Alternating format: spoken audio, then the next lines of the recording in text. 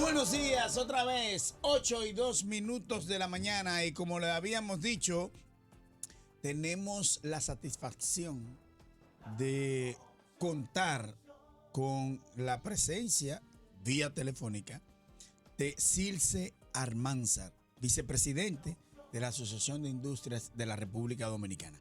Buenos días. Muy buenos días a todos. Buenos días, señora. Bueno contar con usted, muchas gracias por acceder a esta entrevista vía telefónica, porque ahora tenemos que hacerlo, ya usted sabe, todo virtual, de manera de mantener siempre la distancia. Así es. Y ahora Almanzar, inmediatamente, yo quiero que usted me diga cómo está el panorama en la industria de la República Dominicana a propósito del COVID-19, de la reapertura económica. ¿Cuál es la situación, el panorama general?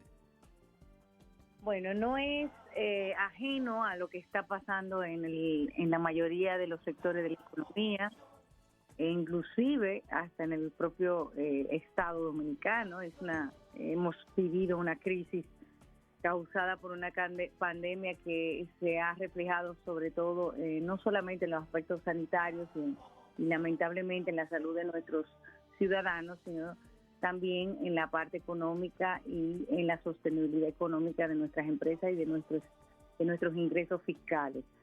La industria, sin embargo, hay que dividirla en dos. Yo siempre he aclarado que la industria alimenticia, que jugó un papel importantísimo y ha jugado un papel importantísimo, sobre todo en estos momentos nos hemos dado cuenta de la importancia que tiene tener nuestra fabricación, nuestra producción nacional, porque es lo que te permite paliar cualquier situación de crisis y lo que te va a permitir también salir de la misma en la medida en que tengamos que utilizar menos recursos externos y menos divisas. Esa industria alimenticia más o menos se ha mantenido con ciertas dificultades, pero no con iguales dificultades que la industria de la construcción, por ejemplo, y otros tipos de industrias. La industria farmacéutica también se ha sostenido de manera más normal, pero tenemos que entender que todavía la situación, o que no es todavía, es que estamos viviendo una situación, como llamábamos, la nueva normalidad, que implica muchísimas escollos, muchísimas formas, metodologías, protocolos, gastos que no estaban previstos y mucho menos ingresos. Pero además, y es lo más importante, que se ha roto la cadena de pago. La cadena de pago es lo que sostiene mucho a las empresas, o sea, ustedes lo saben. Una empresa vende y no puede cobrar, llega un momento en que puede estar en una situación en que no se sostiene en su liquidez.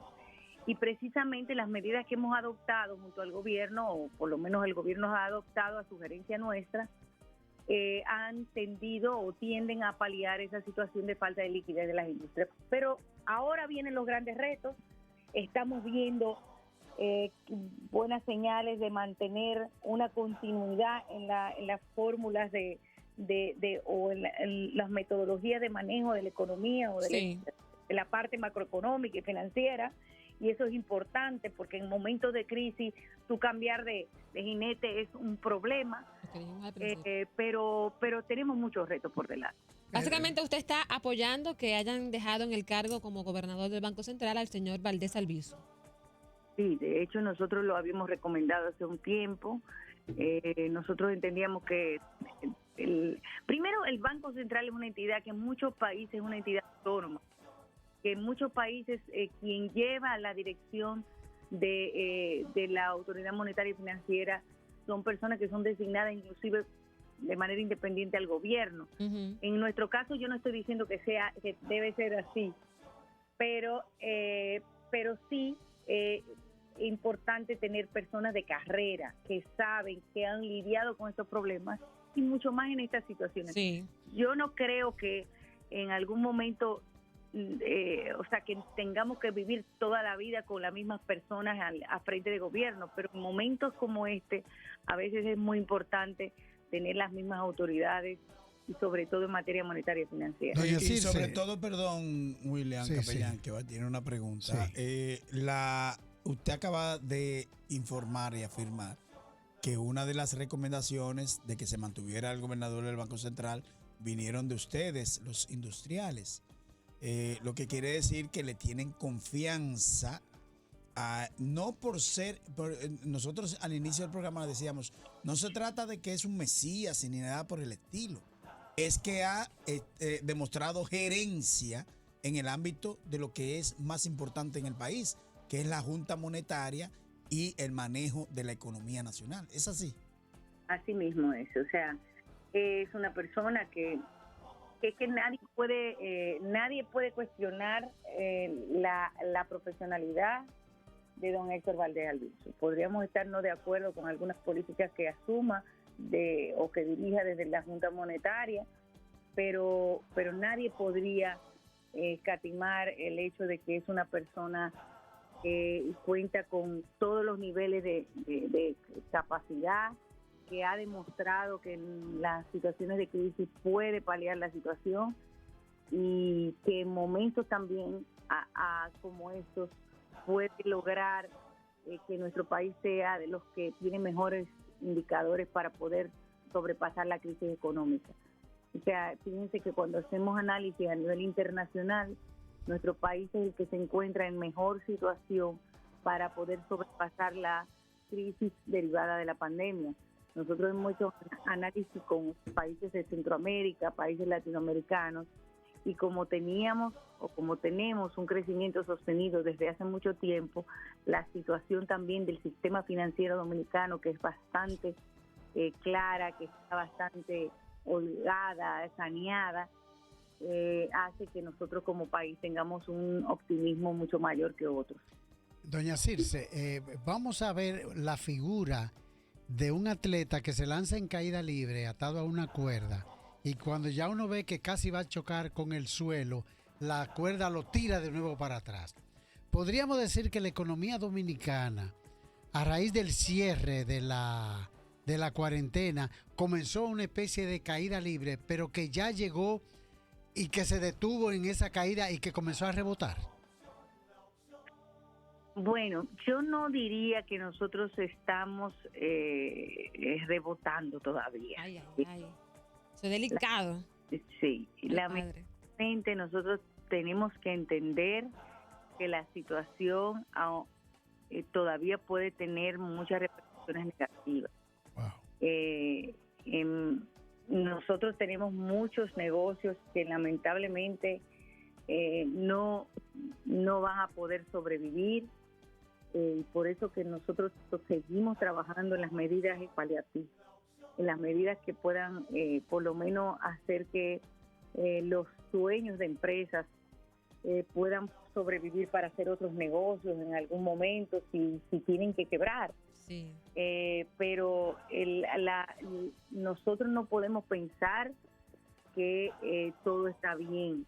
Y sobre todo ahora que estamos viendo que la curva de contagios está cada vez más en unos niveles mucho más altos, no sabemos si vamos a tener una situación de un colapso general del sistema financiero que implique tomar medidas restrictivas nuevamente a la actividad económica. Por lo tanto, yo no podría decir que nosotros estamos ya en un rebote.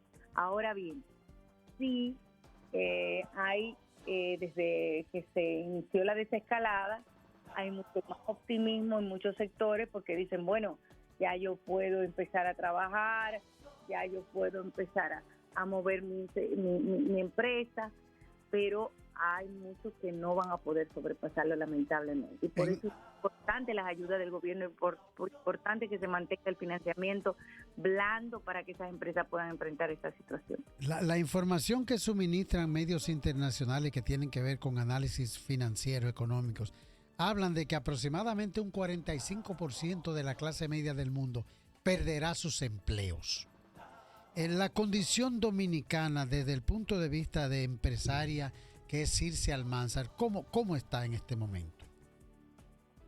Mire, nosotros hemos trabajado arduamente para evitar la decisiones de despido. Y creo que el gobierno lo ha hecho muy bien a través del programa PASE y de permitir las suspensiones por un tiempo que permita que las empresas se puedan recuperar. De hecho, si nosotros no hubiésemos tenido ese programa fácil para los suspendidos, quizá hubiésemos tenido muchos despidos, mucho más despidos que lo que tenemos ahora. Y eso ha sido positivo, porque la suspensión lo que equivale a, bueno, yo te mantengo en mi nómina, pero no te tengo que despedir ni sacar de la empresa, y puedo mantenerte ahí hasta el momento que ya yo tengo mis operaciones normalizadas, o por lo menos más o menos normalizadas. Nosotros instamos a todas las autoridades, ya sea estas salientes como a las que vengan, a que mantengan las suspensiones, la posibilidad de suspensiones para evitar despidos masivos. Nosotros entendemos que es importante, pero también yo creo que la economía dominicana tiene algo muy positivo, y es que la economía dominicana es muy diversa, tiene muchos sectores de la economía, no hay ningún sector que supere el 20 y pico % de todo, del total de la economía. Por lo tanto, eso hace que nosotros podamos paliar más la situación, o podamos poder generar empleos en corto plazo. Y eso estamos esperanzados de eso. Creemos que podemos, tomando las acciones del lugar, podríamos tener mucho más empleos a nivel de el próximo año o a mediados del próximo año. Sobre todo con producción nacional, consumo de lo nuestro y exportaciones. Eso va a implicar mucho más empleo. Si nosotros logramos que empecemos a generar una cultura de consumir lo nuestro, de consumir lo que producimos aquí, señores, un producto importado lo que implica es una persona en una computadora y 2 personas sacando de aduana el furgón, y quizá un distribuidor o 2 distribuidoras que van a los comercios a vender los productos. Pero entonces, una producción implica, señores, cientos de empleos. Pero entonces, doña Circe, ya que usted toca ese punto, mi pregunta era otra, pero ya que usted toca el tema de la importación, el dominicano le gusta consumir lo que se produce acá, pero si desde las autoridades toman decisión de traer productos importados en detrimento de la producción nacional, ¿qué se pudiera hacer ahí entonces? Sí, nosotros logramos este año, principios de año, creo que fue, este año sí, ahora se me escapa, porque con esto del COVID como que uno queda perdido. Sí, se ha perdido la noción del tiempo. Todo. Exactamente. Logramos un decreto que muy poca gente ha hablado de él mismo, creo que por el tema mismo de la pandemia. Sí. Pero ¿cuál decreto es? Bueno, tal vez no lo recuerde. Que habla de la priorización de las compras gubernamentales a la producción nacional. Inclusive dice que para todo lo que son programas de alimentos, para grupos vulnerables, para educación, para productos farmacéuticos, tiene que priorizarse la producción nacional, y no lo condiciona, sino que lo prioriza llama la atención a las autoridades para que tomen en cuenta que si hay 3 empresas que están vendiendo y hay una que es producción nacional, tiene que ganar la producción nacional.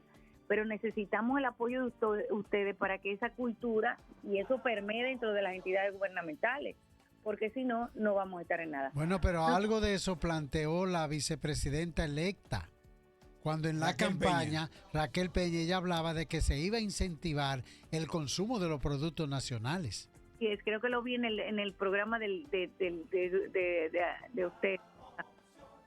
Sí, me gustó mucho su participación. De hecho, con nosotros lanzamos una campaña de consumo lo nuestro, como IRD, como Asociación de Industrias, sí. Y ellos lanzaron también una. Y a nosotros nos gustó muchísimo, lo hablamos con ellos y la verdad que fue como al mismo tiempo, porque ellos también se dieron cuenta de la importancia que tienen estos momentos, sobre todo en estos momentos. Siempre va a tener importancia, pero sobre todo en estos momentos que tú tienes un descenso, una disminución importante de la entrada de divisas al país, claro, por la caída del turismo y por la caída de las exportaciones, y en cierta forma por la caída de las remesas, que yo digo que a veces yo no entiendo la solidaridad del dominicano que a pesar de la crisis sigue mandando sus remesas. Sí, así es. Y se han mantenido bastante. O sea, nosotros pensábamos que la caída iba a ser mucho mayor y sin embargo se han mantenido y eso la verdad que nos ha ayudado muchísimo. Pero con esa caída de las exportaciones y el turismo sobre todo, nosotros necesitamos disminuir el consumo de divisas, porque si no vamos a tener una crisis mayor. Entonces ahí viene la importancia de producir y de consumir lo nuestro y la gente darse cuenta de que ese complejo de Guacanagari tenemos que quitarlo. A veces la gente ve un producto con una etiqueta en otro idioma y cree que ese producto es mucho mejor que el nuestro. Así de Y simple. no es verdad, eso no es cierto. A veces esos productos vienen casi vencidos de otros países, no cumplen con los estándares de calidad y la gente no sabe cómo decírselo porque no se entiende ni siquiera lo que dice.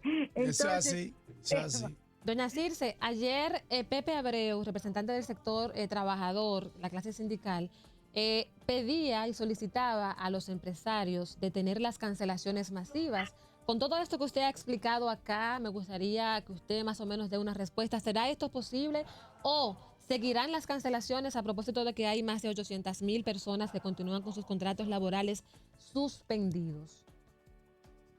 Bueno, vuelvo y reitero, nosotros hemos estado insistiendo en la importancia que tiene para los empleadores, sobre todo para las pequeñas y medianas empresas, el tú mantener las suspensiones.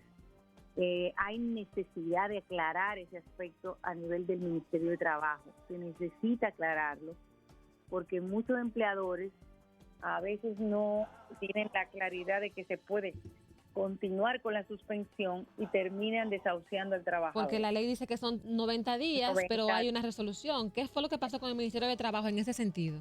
Mire, lo que pasa es que los 90 días que habla el código lo habla para situaciones específicas que no necesariamente son de esta magnitud. Que nosotros le hemos dicho al Ministerio de Trabajo y a las autoridades en general. Mira, esta situación va más allá de una situación independiente de una empresa, que es lo que habla el código. El código te define, por ejemplo, cuando tú tienes una reducción significativa de tu actividad económica, cuando hay una situación, e inclusive habla de situación de fuerza mayor, pero la fuerza mayor que habla no podría asimilarse a esto, porque esto es algo mucho más grave aún, que una fuerza mayor que pudiera ser, por ejemplo, una catástrofe de una empresa. Un huracán, una cosa. Un huracán, sí, sí. O que se te incendió la fábrica, lamentablemente eso no quisiéramos que ocurriera, pero sí, eso es lo que dispone el código para situaciones intrínsecas de una empresa. Ahora bien, en situaciones como esta, donde quien lo está exigiendo, quien está demandando estas exigencias es la propia autoridad por una situación sanitaria, entonces ahí es importante que se aclare que pueden ir concomitantemente las suspensiones con las causas que originaron la pandemia, si subsisten. Porque si tú me dices, yo no puedo tener más del 50% de empleados trabajando, yo tengo que hacer algo con esos trabajadores, o los despido o los suspendo, pero no lo puedo tener la vida entera ahí suspendidos, sin trabajar. Entonces, definitivamente. Fíjense cómo es es como sentido común, hay que aclarar esos aspectos y eso es lo que le hemos dicho.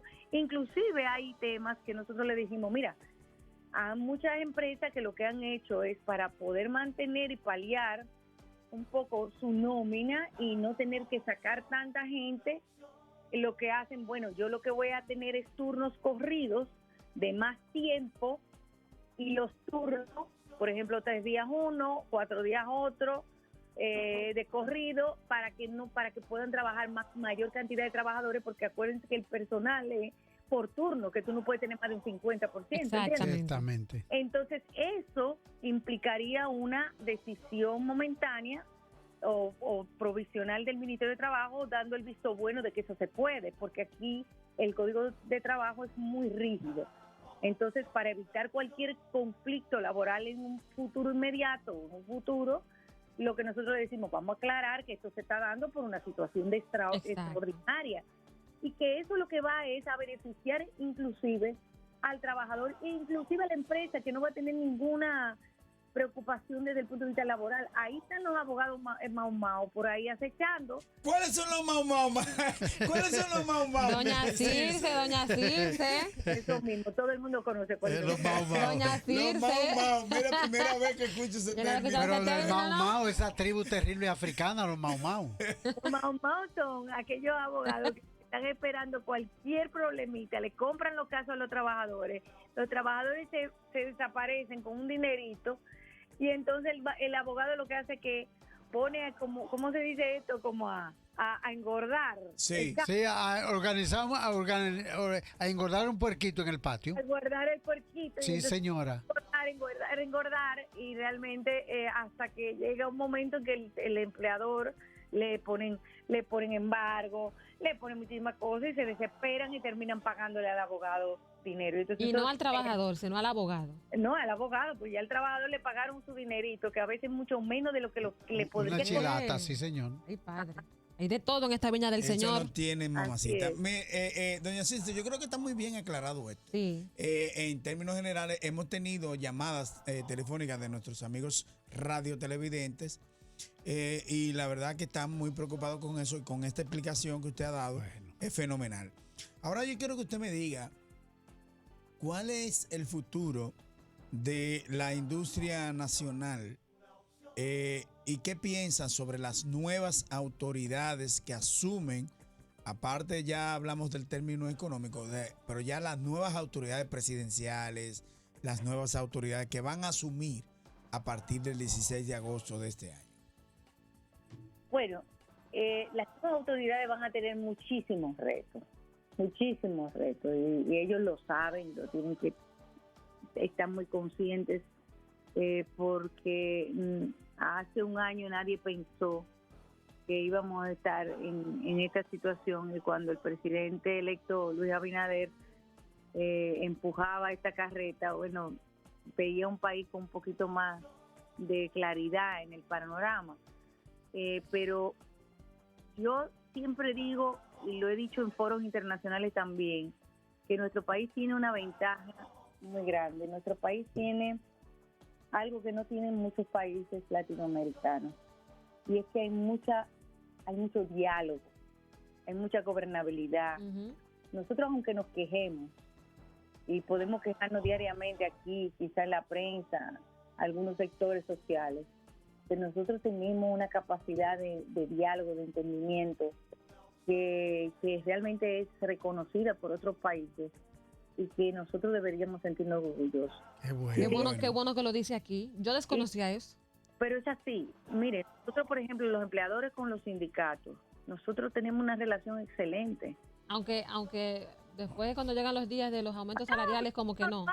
Eso es parte del negocio. Es parte, porque es que uno no puede estar siempre, porque eso es En una pareja de esposos, no todo el tiempo es amor.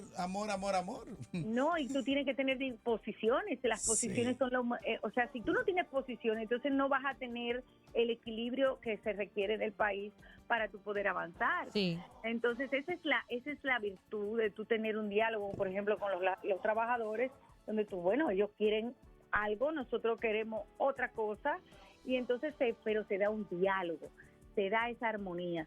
Y fíjense cómo ayer y hace unos días se veían las autoridades electas con las autoridades salientes. Eso es algo que no en todos los países se da. Sí, Pero señor. además de que tenemos dirigentes políticos que tienen una visión de desarrollo muy parecida entre ellos. O sea, tú no tienes a dirigentes que puedan, que te quieran imprimir una cultura de ruptura con la estabilidad. El ejemplo, discúlpeme, el ejemplo Venezuela. Exactamente. El ejemplo Venezuela. Nosotros nos sentimos, yo respeto la opinión de otros sectores o de personas que puedan simpatizar con quizás regímenes o como el de Venezuela, pero entiendo que la mejor forma de crecer en nuestros países, subdesarrollados sobre todo, es a través de la comunicación, del diálogo y del crecimiento sostenido. Y esa es la visión que tienen las nuevas autoridades. Y por eso, al igual que la saliente, entiendo que debemos tener mucho optimismo en el país y que todos los sectores de la sociedad debemos apoyar a las autoridades electas, entrantes, porque fue la decisión del pueblo, la decisión soberana del pueblo, y tenemos que trabajar para que realmente nuestro país se desarrolle. ¿Existe la posibilidad, a propósito de las nuevas autoridades, de que todo este programa se pueda mantener hasta diciembre, como había propuesto el presidente Danilo Medina? Mire, todavía nosotros estamos viendo, no hemos, de hecho esta semana creo que tenemos nuestra reunión con las autoridades electas, pero no sabemos hasta, señores, estamos hablando de que estas ayudas implican mucho dinero para el Estado. ¿De dónde va a salir ese dinero? ¿De dónde va a salir? Exactamente, hay muchos otros gastos que hay que incurrir en el Estado y estamos conscientes de que es un sacrificio muy grande, sobre todo porque tú tienes no solamente esos gastos que tienes que hacer en estas ayudas sociales, sino también las reducciones de ingresos que se están dando por las posposiciones de los impuestos, de los plazos para pagar impuestos, pero también por la merma de las ventas. Entonces, al mermar las ventas, tú pagas menos impuestos, y entonces también hay una serie de complejidades que no sabemos cómo las autoridades lo podrán manejar. Entonces usted está conteste de que con esta falta de recursos que tiene el Estado, y que la administración que llega, aunque el presidente Medina dijo que le tenía ahí en una alcancita unos 100,000 milloncitos de pesos, pero eso no va a significar gran cosa ante este panorama. ¿Usted considera entonces que el Estado se va a ver en la obligación de seguir con ese proceso de préstamos y endeudamiento? Fíjese que los 100,000 milloncitos que tiene el presidente le guardó es en préstamo, Sí. Poder tomar préstamos. Eso es así. Exactamente, no es que lo tiene. Que están disponibles, como quien dice. Que están disponibles para financiarse. Exacto. O sea, se lo aprobó ya el Congreso. Sí. Exacto. Bueno, nosotros, todas los análisis que se han hecho por parte de economistas, que nos han hecho a nosotros, que hemos analizado internamente, nos arrojan el resultado de que tenemos que endeudarnos. O sea, no hay otra forma de salir de esta crisis que no sea con endeudamiento. Lamentablemente nosotros teníamos unos niveles de deuda altos y nos toma en una situación compleja, pero es la única forma. Y eso lo hemos hablado con las autoridades entrantes, con las autoridades salientes. Ahora bien, la forma de endeudarnos en la que hay que cuidar debe ser una forma que sea lo menos agresiva o que impacte menos a nuestras finanzas en cuanto al presupuesto y al presupuesto de gasto. O sea, que los intereses no sean tan elevados, que no sean tan a corto plazo, y que podamos tener también una matriz de financiamiento mucho más diversa, que no sean tantos préstamos que en bonos soberanos. Eso es importante. Pero ahora mismo estamos también en una situación que es compleja a nivel de financiamiento externo. Veremos lo que harán las autoridades. Nosotros nos sentimos muy confiados con la designación del ministro de Hacienda, Jochi Vicente, que es una persona con mucha capacidad, que junto al gobernador del Banco Central, al ministro de Economía, podrán hacer un papel importante, así como lo ha hecho el ministro de Hacienda actual, que ha hecho un papel envidiable, y también el ministro de Economía. Bueno, doña Circe Almanzar, muy agradecido, otra vez por esa aquiescencia suya de mantener este contacto con la gente. De verdad que muy, muy agradecido. Gracias por estar con nosotros. Gracias a usted. Bye. Bueno, nos vamos a una pausa comercial y seguimos con más aquí en La Opción.